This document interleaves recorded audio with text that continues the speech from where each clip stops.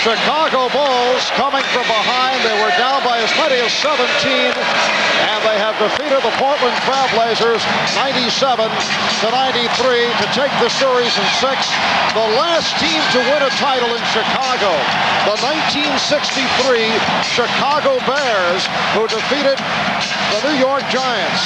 Chicago Stadium has not hosted a hometown clinching since back in 1938, when the Chicago Blackhawks won the Stanley Cup.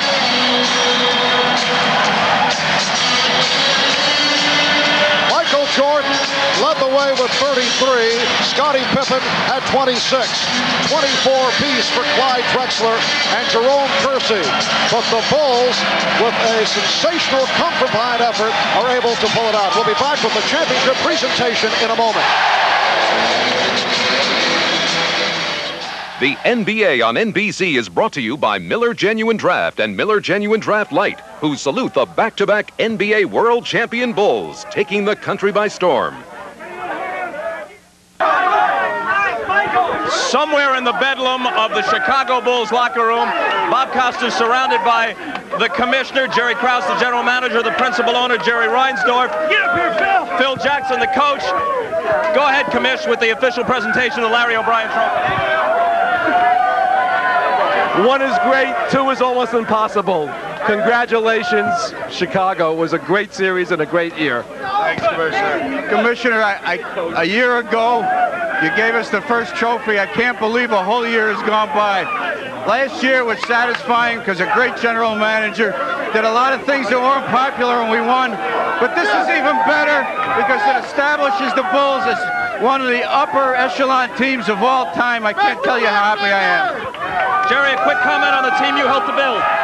Just the happiest moment in many, many years. Oh, it feels so good, Bobby. All right. Oh, boy.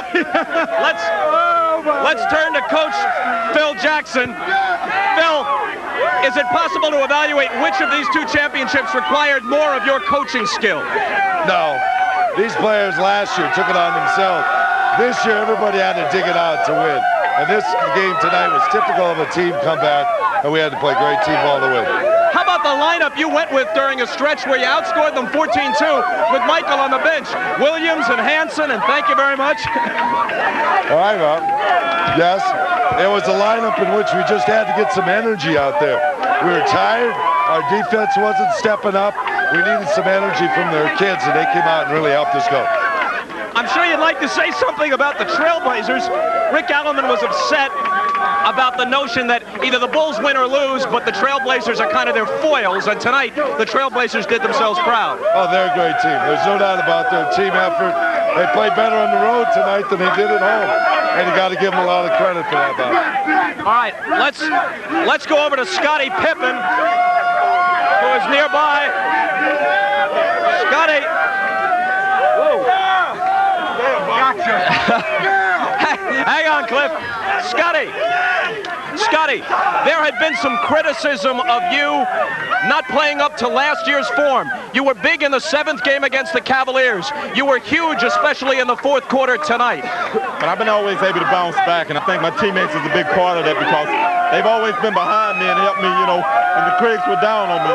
That's why I really appreciate this championship now. That's I really get a lot of critics on my back. I still got a few more months of the Olympics to deal with it, but I just appreciate my teammates being able to step forward and help me out.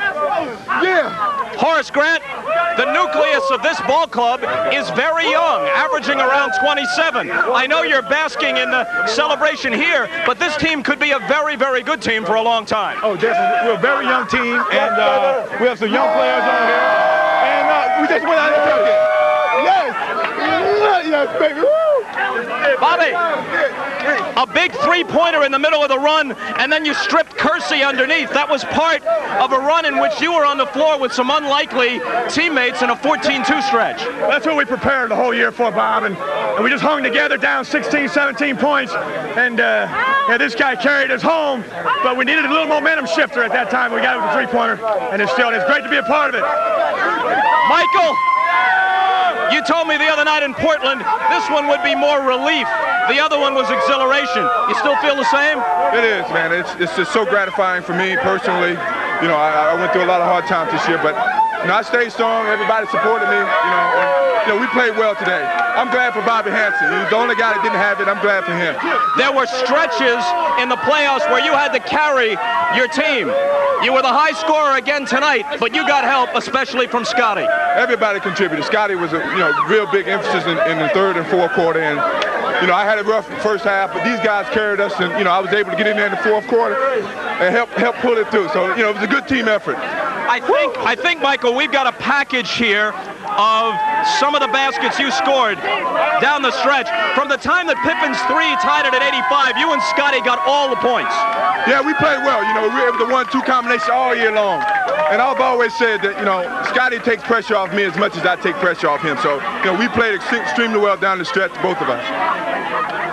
Here I was able to get a steal as Scotty blocked out Buck Williams and got the dunk, and that put us up 2 points. So it was a good effort by everybody. I just tried to post up. I learned from the lesson when game 4 when Drexler knocked that away from me. So I was prepared, and here I go to the hole. Trying to get a foul or get a layup. So it was a good effort. I'm glad they gave me a chance to redeem myself. And this is the free throw that seals it. What was going through your mind at this moment? If I don't make these free throws, they're going to haunt me for the rest of my life. So I was really concentrating on it. You started very slowly. I think you had 2 points in the first quarter, and the Trailblazers were all over you guys for 3 periods. I know. I was going to be very passive and see how the other guys played early. But I got in a bad rhythm myself. And, they played extremely well defensively, and somehow we got it going. And once we got it going, there was no stopping us. Did you have a chance to say anything to Drexler or he to you? No, I was too elated. I'm going to go over and say hello. Say thank you. It was a great competition. It was tough luck, but somebody had to lose. I'm glad it was us. Michael, congratulations. Thank you. Looking around for somebody else. Here's Bill Cartwright. Bill. A long career with ups and downs in it until you wind up in Chicago for a couple back-to-back. Can you put it in any kind of perspective? Bob, we just had a great organization. We got players together. We kept building every year. Got the first championship. It was tough for the second time around to get the second championship. We came through with it with a tough effort. I got the win.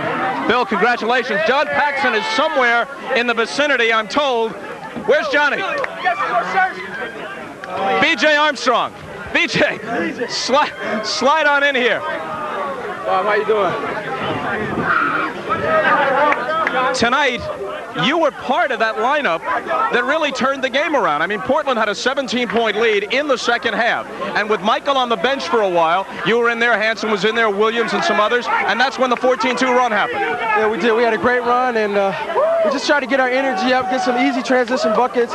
It was just a great way to get us going, and I'm just very happy and fortunate to be a part of a championship ball club.